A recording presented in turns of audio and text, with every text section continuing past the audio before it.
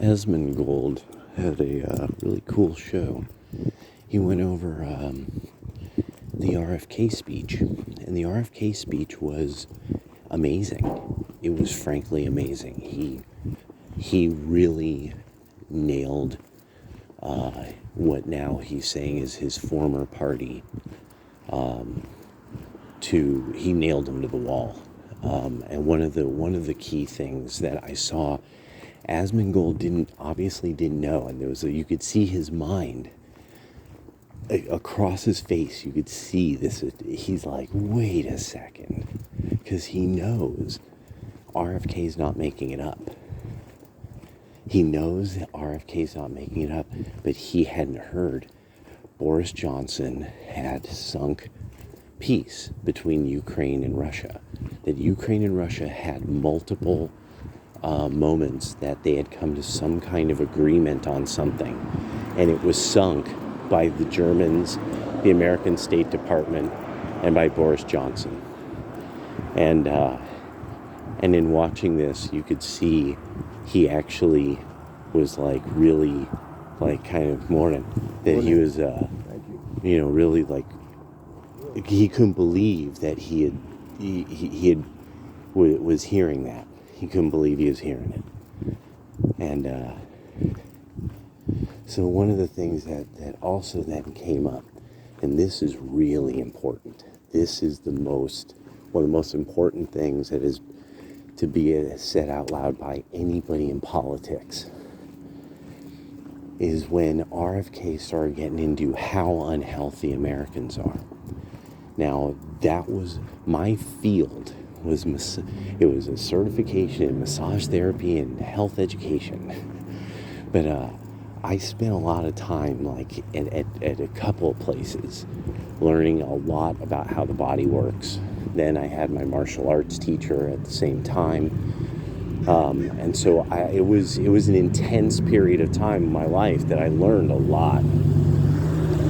And to this day, there's things I should be doing that I know, and there's things that that it really is like, no, you almost have to live like a monk to live like that, or that is actually much more expensive than a normal person can really afford. There's a variety of things, like getting massages and acupuncture and things a lot. And it kind of helps to have enough of an education that you know what are herbal remedies that help maintain your longevity.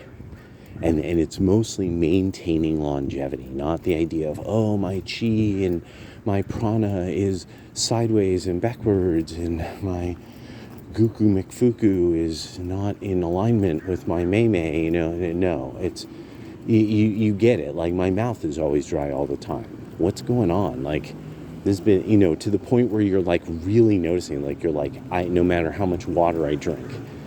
So there might be some kind of thing about it, if you are familiar with certain kinds of herbs, that it's like, and that for some reason it's extremely satisfying to drink those herbs.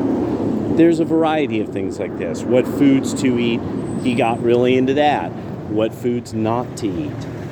But one of the key things was that everything that we discussed when it came to the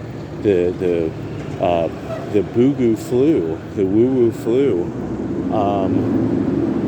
was that it was infecting people who should not have been infected. It infected people who should not have, who categorically, they were too young to be infected by a virus that benign. And that was a big part of it, is no, this is not a high virulence virus. It can't infect children. It can't. It has no infective. It has no infectious power if you aren't demonstrating symptoms. Like, it's not high virulence, and it's. I'm really glad that he brought that up. That he brought up the whole thing about, no, it's just a lot of people are very unhealthy right now, and yeah. So just wanted to touch on that because it was an important thing that he brought up later.